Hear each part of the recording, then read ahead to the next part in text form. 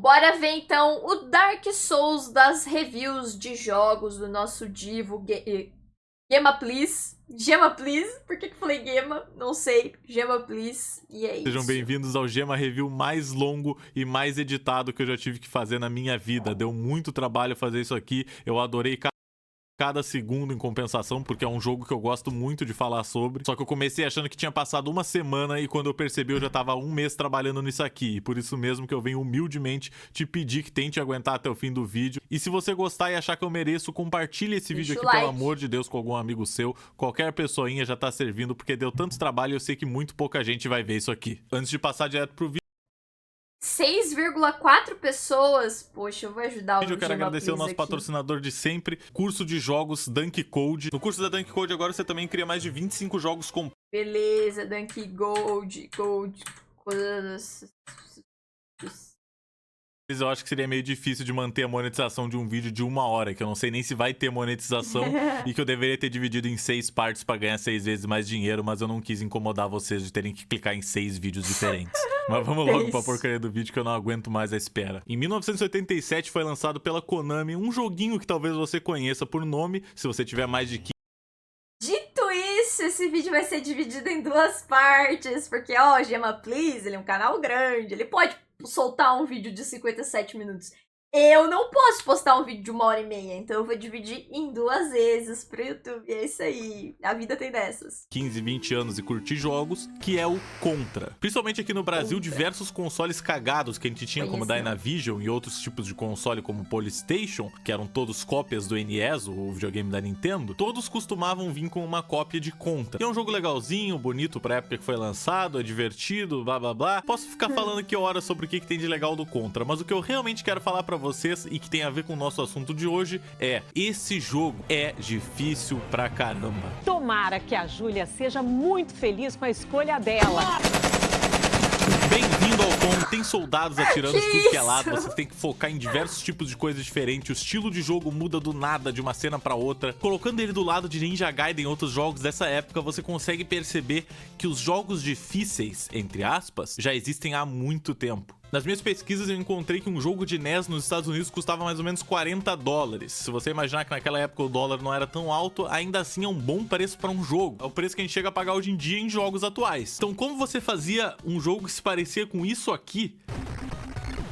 Alien Penis. Vale cada centavo que retiraram do teu bolso. Ou da tua carteira, se tiver carteira. Era impossível tu fazer um jogo que durasse 12 horas de gameplay se não fosse só porque tu demorou muito pra passar dele. E é exatamente isso que eles faziam. Aí eles marketavam pra crianças de 10 anos ou até menos jogos super difíceis que os pais compravam pra elas, que elas ficavam tentando ganhar morrendo e morrendo e morrendo e morrendo, até que uma hora tu se tornasse um expert nesse jogo e conseguisse finalmente ganhar ele. Fazendo parecer que um jogo de 2 horas ou às vezes até de 15 minutos de duração... Eu tenho um jogo, o bendito do Ridge Over Hills, que até hoje eu não zerei ele, porque ele simplesmente tem uns puzzlezinhos assim muito difíceis de fazer.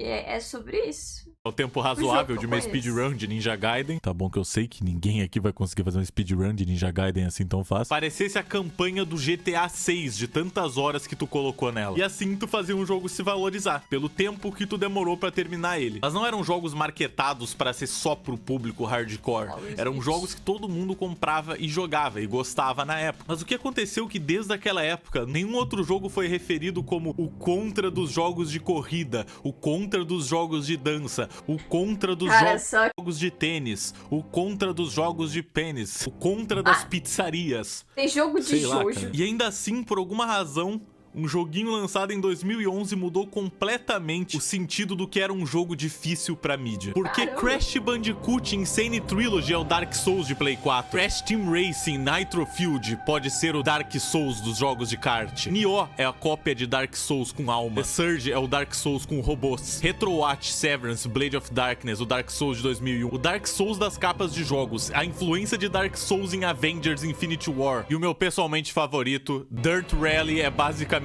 Dark Souls sobre rodas, vai tomando. E eu não posso nem reclamar tanto, porque até eu já fui culpado de uma comparação dessas, quando eu fiz a minha review de Mineirinho. Eu citei no título que o jogo era mais difícil do que Dark Souls. E se você observar, outras pessoas que fizeram vídeo na época colocaram que era tão difícil quanto Dark Souls no título também e não citaram meu vídeo.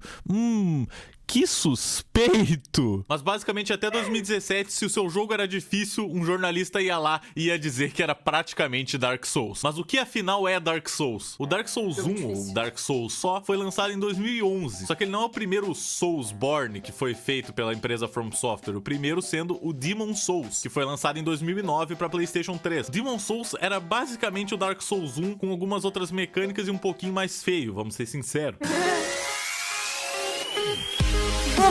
Eu não pesquisei muito sobre Demon Souls, eu não joguei muito Demon Souls porque eu não tive a chance ainda direito, porque eu não tenho PlayStation 3, mas eu pretendo aí em algum dia no futuro realmente sentar e tentar jogar um pouquinho pra descobrir as diferenças reais que o jogo tem em comparação com Dark Souls 1, 2 e 3. E já saiu esse remake pra PlayStation 5?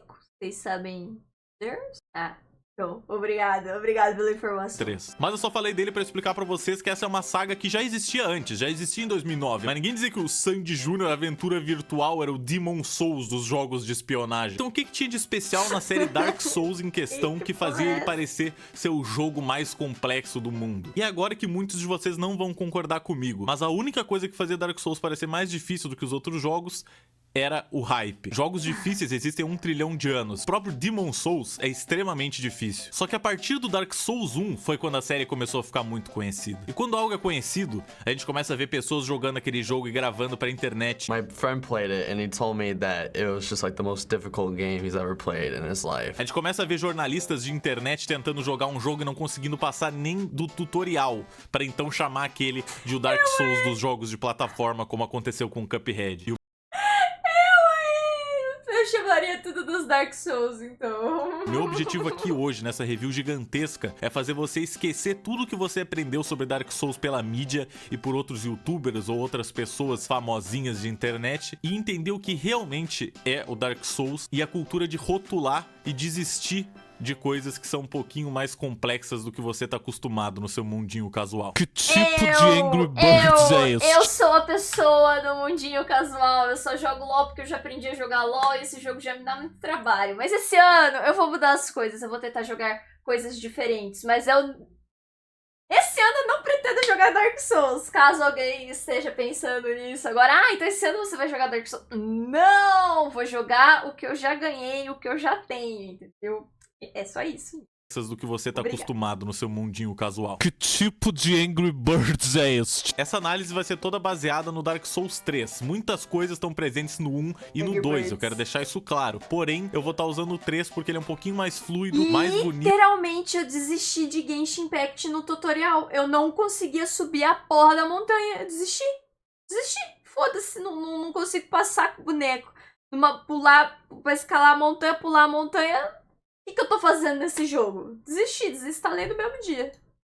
E mais fácil de passar alguns pontos que eu vou querer passar nesse vídeo. Mas eu indico que você jogue primeiro Dark Souls 1, primeiro pra pegar a temática, ambientação, e porque querendo ou não, o controle dele é um pouquinho mais duro, meio difícil assim de controlar. Então é melhor você jogar ele primeiro, porque se você tiver que dar um passo pra trás depois de jogar o 3, você vai ficar achando estranho e não vai conseguir focar no jogo. De qualquer modo, vamos lá pro Dark Souls 3. A história do Dark Souls 3 é o que eu considero uma história de narrativa não intrusiva. Você pode sinceramente seguir jogando o jogo sem ler porcaria nenhuma se você quiser. No início do jogo tem uma cinemática que fala um pouquinho da história, só que de maneira muito aberta. E depois disso você pode sair por aí sentando a porrada em todo mundo, deitando maluco na porra do chão, fazendo engolir cimento. Fique no chão onde é o seu lugar, Steve Mine. Aí você chega lá no fim do jogo, você derrota o último boss, você olha pra tela e diz: que porra foi essa?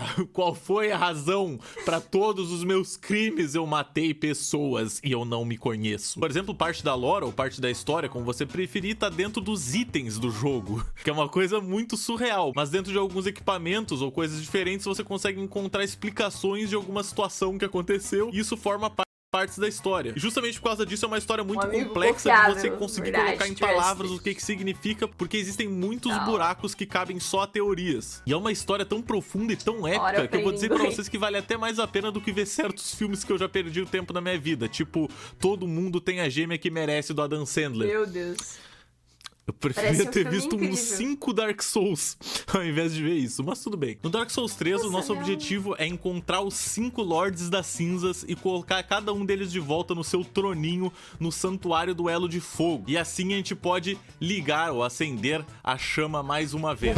O personagem principal é o que a gente chama de Unkindled, que é tipo um não aceso, é um tipo de morto. Ou no meu caso, eu chamo ele de Ronaldinho Soccer. E dizem que os Unkindled são o que restou de guerreiros mortos-vivos que falharam em acender a chama e assim acabaram queimando e virando cinzas. Só que tem uma diferença entre as cinzas dos Lords e as cinzas que a gente é no jogo. A gente é basicamente as cinzas dos Lords e as cinzas que a gente é no jogo. A gente é basicamente a plebe, a cinza cagada. Nós somos Ashes, cinzas que vêm normalmente de material como madeira, uma cinza mais fraca. E os Lords são cinzas consideradas Cinder, que são cinzas de material mais concreto. Talvez indicando aí que os Lords, ao acender as chamas, cada um deles não teve o corpo completamente perdido nesse feito. 5 Lords da cinza são Ludleth, o Exilado, Odrich, o Santo das Profundezas, os Abyss Watchers, Yorm, o Gigante e o Divino Rei Lothric, a última esperança de sua linhagem. Como vocês provavelmente perceberam, já é difícil de vocês entenderem o que eu tô falando. O que é a primeira chama? O que tudo isso significa? Sinceramente, nesse vídeo eu não vou poder me aprofundar nisso, porque senão a gente vai passar o vídeo inteiro aqui falando sobre a história do jogo, é algo que eu raramente faço. Mas basicamente essa primeira chama é algo que é necessário pra manter rolando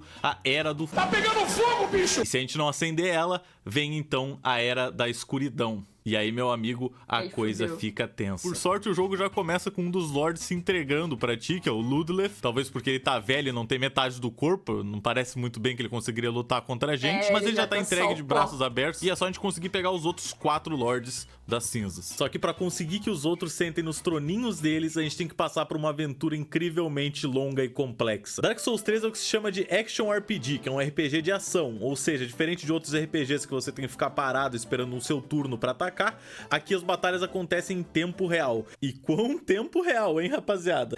Ai. Que isso? Mas antes de falar isso, eu quero falar um pouquinho do ambiente em que a gente tá. Dark Souls é quase como a vida. Você sai por aí, você apanha pra caramba, você aprende como derrotar os obstáculos da vida, e no meio dessas batalhas complexas tem momentos de felicidade em que você só para e olha pra uma paisagem linda. Eu não conheço uma pessoa que não parou na varanda quando viu a distância Irithil of the Boreal Valley, e as lendas dizem que se você vê essa cidade, ela vira instantaneamente o seu background do Windows 10. E um diferencial interessante que eu acho na exploração do Dark Souls, no sentimento de você... Muito bonito, com certeza pode virar o wallpaper do meu PC. É o que eu sempre faço quando eu vejo animes, olha só. Ai, olha a câmera daqui. Olha que lindo. Pior que eu acho que isso aqui é uma cena do anime, que daí eles botaram uma aguinha assim, ó, interativa. Olha que ela fica mexendo. Uma luzinha aqui, ó. Vocês não estão vendo direito porque eu tô em cima, mas ó, viram, né? Ah, que lindo meu wallpaper. Passando por esses locais, você consegue ver na distância os locais que você vai ir e os locais pelos quais você já passou. Um exemplo disso é quando no começo do jogo você consegue ver uma das chamas que você vai ter que apagar indo num poço desgraçado de veneno. Nossa, como eu detesto esse lugar. Só deixa chegar ali, só deixa chegar ali. Só aqui, ó. Viu? Ele mandou um desses Esparta e deu um chute. Não, sério, Faerun Keep é literalmente um poço de mágoas, de tristeza, e tu tem que encontrar as porcaria das 3 chamas enquanto tu tá andando por ali, sendo perseguido por um cara gigante, não é legal. Amigo. E aí, A cara dele. Nossa. Vai convidar pro chá de bebê não, pô? Sai, porra, sai. Já é, beleza, firmeza. Mas tô de volta, hein? De qualquer forma, nesse poço de bosta venenosa, tem 3 chamas que você tem que apagar. E você consegue ver essas chamas no começo do jogo, em um outro mapa que você tá em cima de uma ponte e olha pra baixo. E a comprovação mais clara ainda de que você tá no mesmo lugar é que você consegue ver através da ponte um lugar que você vai chegar depois. Você consegue ver os itens lá do outro lado, mesmo você sabendo que não tem como você ir pra lá agora. E sabe esses itens que eu acabei de mostrar? Se você tá dentro do poço, você vai encontrar uma escadinha meio secreta, assim, de canto. E subindo essa escada, você encontra um fire secreto. O lobo de Faerun, que você pode entrar no clã dele. E subindo o elevador tem não só um boss opcional do jogo. Tomou um almoço aí na tua cara. Ai! Solado. Como também chegando nesse cantinho super sorrateiro, nesse lugar que já é completamente opcional. Se você cair aqui e seguir andando, você encontra a ponte onde tem todos os pilgrims e os itens que você viu lá do outro lado, junto com o dragão morto. Essa conexão incrível dos mapas é uma coisa que faz com que Dark Souls pareça um universo mesmo. Você se sente numa aventura que você tá percorrendo e deixando os obstáculos pra trás, e você sabe que vai vir uma coisa maior e mais tenebrosa depois, mas você vai conseguir, se você se esforçar, ultrapassar isso. E os mapas do Dark Souls Souls tem tantas entradinhas, tantas portas trancadas, que você começa a esquecer de lugares que você já passou e não tinha como abrir. Você pode voltar neles, você só acaba se esquecendo mesmo, porque sua aventura é tão complexa e tão longa que você começa a esquecer dessas coisinhas bobas, tipo, tinha uma porta trancada lá no primeiro mapa do jogo, mas não deve ser nada. E tiveram coisas que, sinceramente, eu só descobri depois de ganhar o jogo 3, 4 vezes. Eu não estou exagerando. Eu tentei platinar o jogo na Steam, que eu não consegui por causa de um anel filha de uma... Eu tentei platinar o jogo na Steam e pra fazer isso você tinha que pegar todos os anéis e fazer quests, fazer coisas diferentes do jogo. Nossa, não, mas que agonia, hein? 41 de 43. E de um jogo difícil ainda. Nossa. Na Steam, pra fazer isso você tinha que pegar todos os anéis e fazer quests, fazer coisas diferentes do jogo. E talvez mesmo que você tenha jogado Dark Souls 3 e tenha ouvido isso sair da minha boca agora, você vai estar impressionado que tem quests no jogo. Sim, Dark Souls 3 tem quests. Elas não são quests intrusivas como em outros jogos, que fica aparecendo a porcaria da quest ali do lado, dizendo você precisa pegar 3 carnes de porco, de 3 porcos do mal, da fazenda de sei lá quem, e me trazer de volta pra receber uma recompensa em forma de dólares. Não, isso aqui não é Ragnarok. Isso aqui não é qualquer... Gemma, please, você falou merda. Ragnarok quase não tem quest. Um exemplo melhor é o World of Warcraft, cara. Isso aqui é uma aventura super ampla que eu tive que literalmente ler tutoriais de como achar e fazer as quests. Você sabia que dá pra se casar?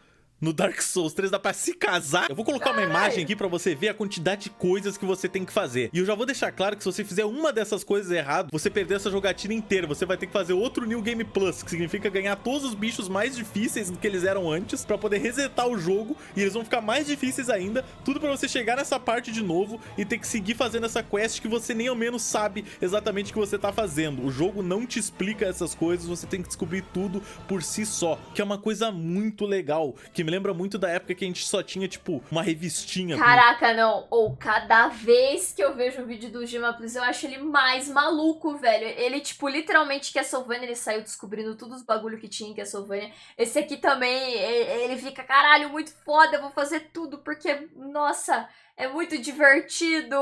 A sensação de que eu, joguei mesmo esse jogo. Isso é louco.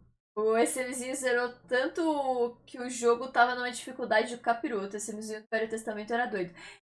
Tem um que chama Bloodborne, né? Que eu vi uma gameplay dele, que o jogo tava absurdamente difícil, que era, sei lá, como se ele tivesse zerado 7 vezes, que o pessoal explicou aqui pra mim.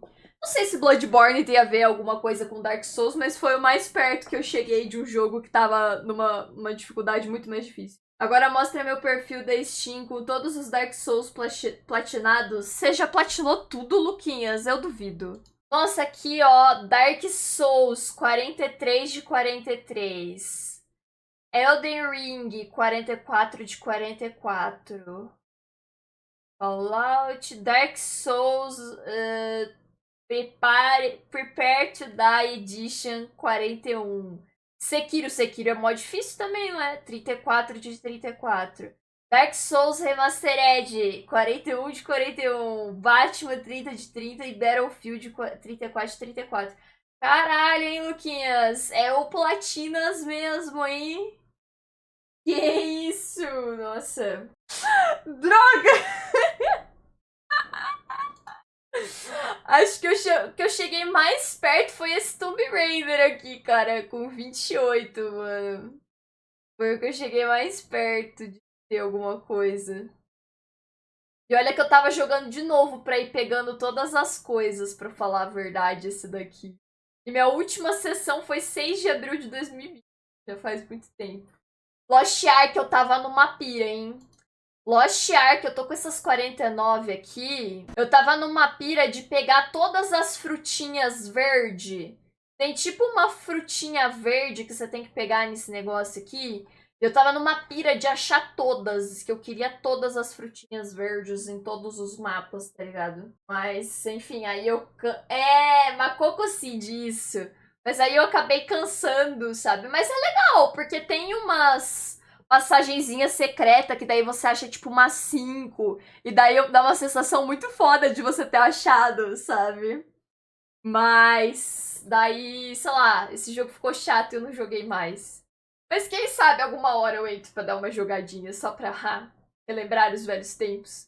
Eu era uma maga, uma sorceress muito forte. Que me lembra muito da época que a gente só tinha, tipo, uma revistinha com um detonado e era obrigado a jogar as coisas através daquilo. É assim que eu me sentia jogando Dark Souls. Eu tinha que seguir um texto na internet pra conseguir descobrir como fazer uma coisa, porque senão eu ia literalmente demorar 72 anos procurando. Não, é sério, vocês não estão entendendo a quantidade de coisa que vocês têm que fazer. Mesmo seguindo o negócio, pode não dar certo, né?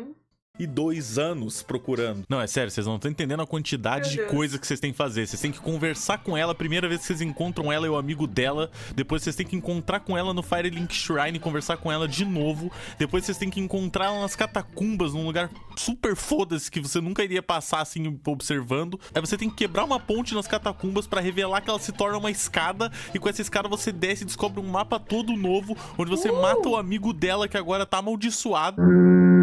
Você avisa pra ela que o amigo dela tá vivo, você mente basicamente que ele não morreu, que você não acabou de matar ele. Você então encontra com ela em um outro mapa, em uma igreja, você deixa um assassino invisível que tá observando ela matar ela. Parabéns, você finalmente conseguiu se casar. Foi tão simples e óbvio. Eu já vou avisar que é um spoiler da cerimônia, mas a sua mulher tá te esperando pra você perfurar ela com uma espada, matando-a.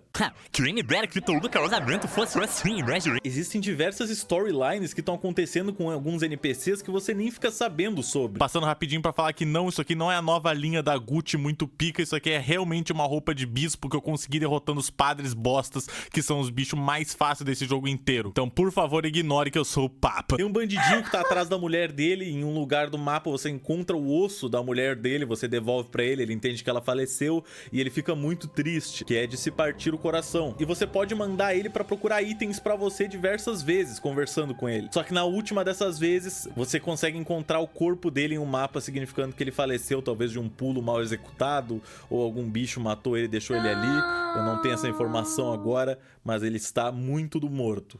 Que mundo é esse tão cruel? Mas acho que de longe o prêmio de história mais Que triste mundo é esse tão cruel que a gente vive? da saga Dark Souls vai pro Dark Souls 1 com a história do Artorias e do Sif, o grande lobo dele. O Artorias era um cavaleiro muito forte, ele era considerado um Abyss Walker, que é um cavaleiro que consegue andar no abismo da escuridão. Ele tinha um anel especial que fazia com que ele pudesse aguentar o abismo, e lá ele foi com esse anel pra tentar batalhar contra as forças da escuridão. O Só que infelizmente com a força do anel. Nossa, esse cara é foda. A missão dele não foi um sucesso, e antes dele ser completamente engolido pelo abismo, ele jogou o grande escudo dele pra proteger o seu lobo Sif. E então, uma centena de anos depois, o seu personagem chega onde tá o túmulo do Artorias pra tentar conseguir o anel que deixaria você entrar no abismo. Só que o Sif tá lá e batalha contra você não pra te matar, mas pra te impedir de fazer o mesmo erro que o dono dele. Só que infelizmente, pra progredir no jogo, você é obrigado a matar o Sif. E aí que vem talvez o momento mais triste do jogo, que é quando você vê ele mancando quando tá com pouca vida e você sabe que ele já não tem mais a menor chance. Tadinho. Quer ficar ainda mais triste? Não importa a sua resposta, porque aqui vai a história de dois bichinhos que você encontra em uma cela do Dark Souls 1. Esse dragão careca aí é o Sif the Scaleless, e fora ser um traidor pra raça dos dragões, ele também é um desgraçado porque ele fez os capangas dele saírem por aí pegando diversas mulheres do reino pra poder fazer experimentos nelas, que acabaram transformando elas em monstros. E em certas ocasiões, quando você chega nessa cela, elas vão estar hostis. Só que mesmo quando todas estiverem hostis, vão ter sempre duas num canto que nunca vão tentar te atacar. E se você parar do ladinho delas, você vai reparar que elas estão chorando, porque elas ainda têm algum tipo de sentimento que elas tinham antes de serem transformadas.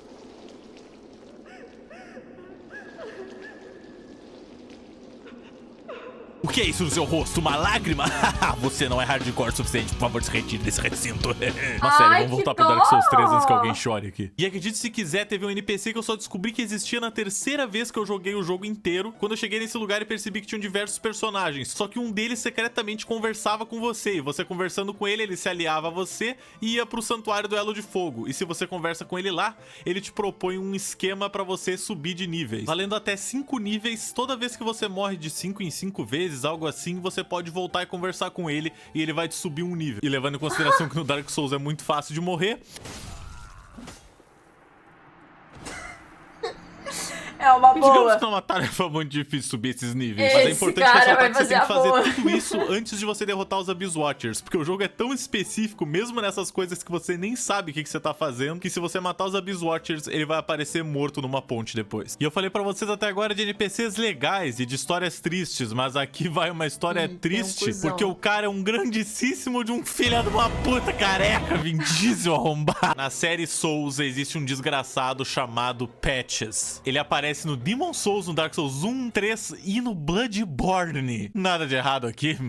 Uma aranha com cabeça de careca. Que mundo é E esse desgraçado é detestado por todo mundo por uma razão muito simples. Ele te trai toda vez que ele pode. Toda vez que tu vê um Filho da careca puta. na série Souls, toma cuidado, porque é muito provável que ele vai te passar a perna. No Dark Souls Pô, 1 eu você não tá nas queria fazer piada com careca, porque assim, eu não quero deixar os meus seguidores carecas tristes.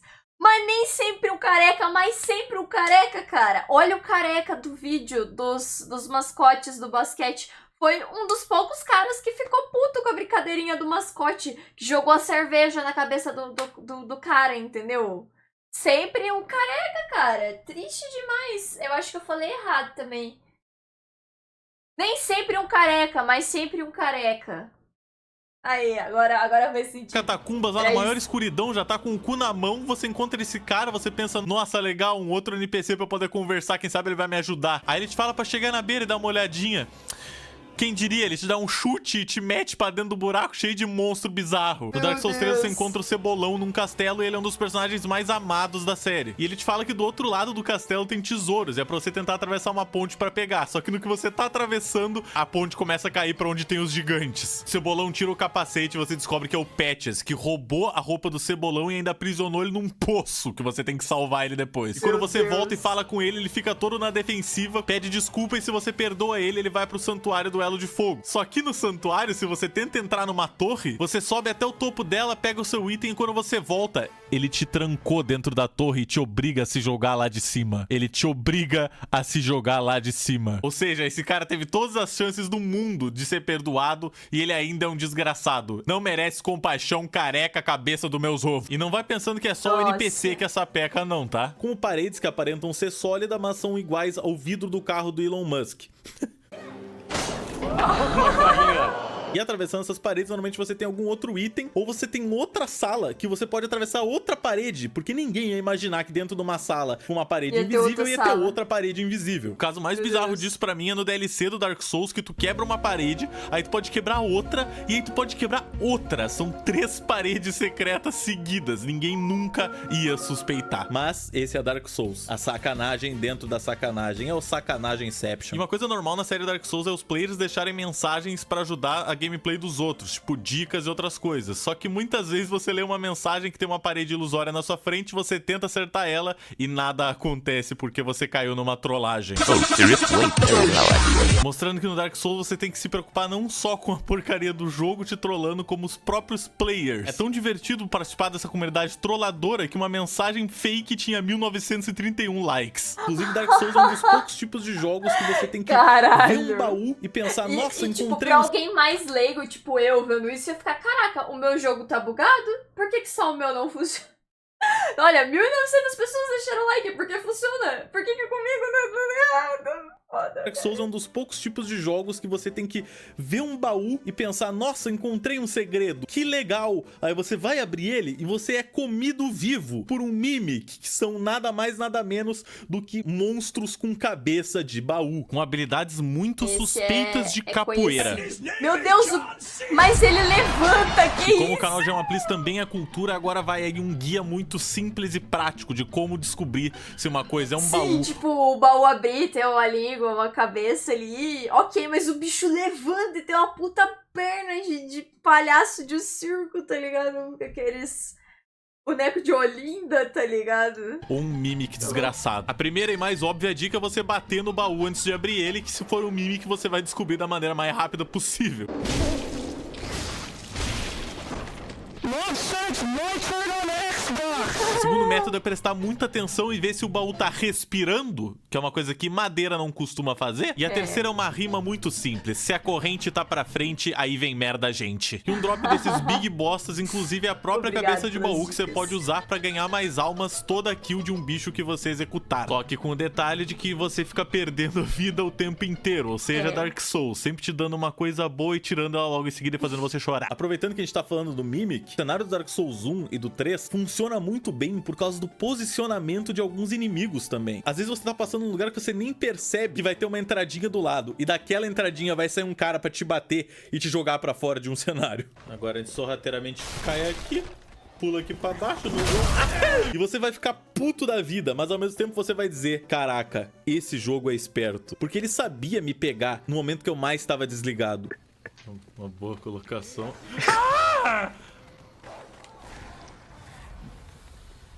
Vem o merda. Beleza. Esse, meus amigos, é o maior ponto do Dark Souls. Você não consegue simplesmente entrar numa sala que nem um insano filho da puta matando todo mundo. Só se você já for profissional. Porque a primeira vez que você entra numa sala fazendo isso, você toma um pau desagradável. Parece o orangotango. Aí, ó, mata os animais aí, filha da puta, chama Ai. Obama. E você sai de lá pensando, meu Deus, ano que vem eu volto. Só que o ano que vem, quando tu volta, tu tá preparado dessa vez. Tu já entra com o escudo na mão, tu entra devagar esperando pra chamar só um inimigo por vez pra você conseguir aguentar a porrada deles. Você começa a trabalhar com estratégia. E é por isso que eu considero Dark Souls quase que um jogo de terror, pra ser bem sincero. O negócio é complicado. Só descer essa escada. Tem aqueles caras lá, mas eles são inofensivos, são os caras que ficam rezando só. Agora é só pegar esse item tudo, aqui. Né? Olha só as bombas que eu vou atirar no...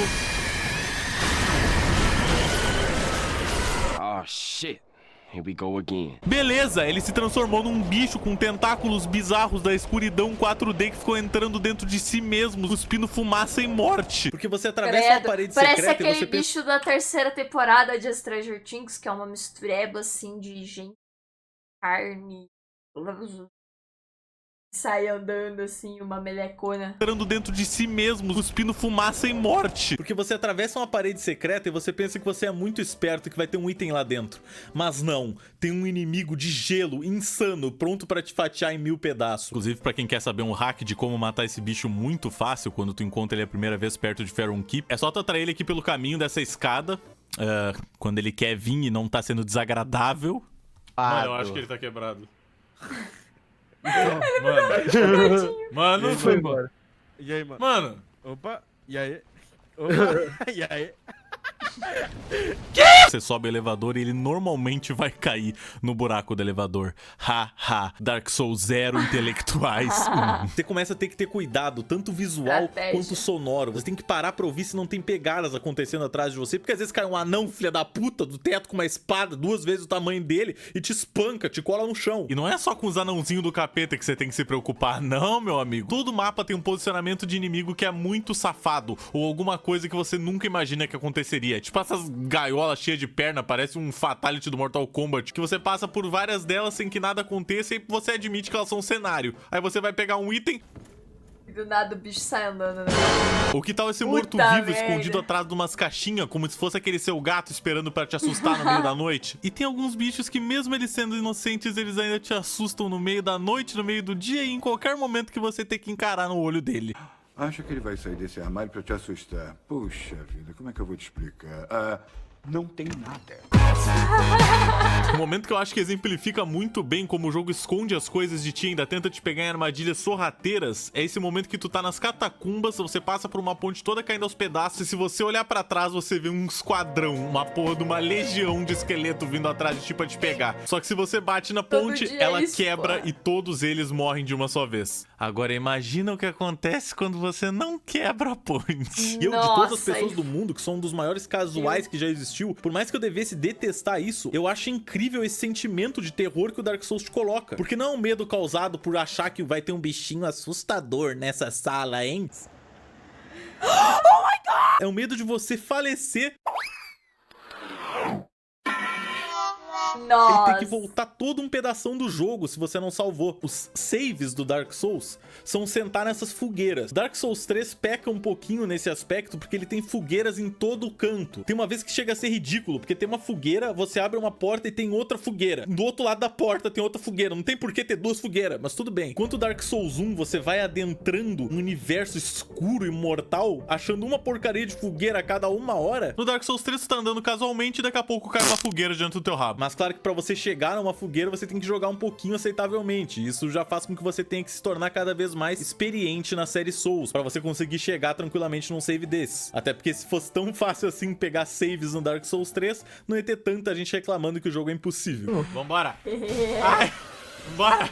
Isso sem falar dos trilhões de atalhos que tu abre no Dark Souls 3. Se você for bom de esquiva, você pode simplesmente esquivar de todos os bichos de um cenário, ir correndo e abrir uma porta. Eu lembro Se você... que o SMzinho, quando ele tava jogando Bloodborne, naquele muito difícil, às vezes ele só saía correndo mesmo dos bichos.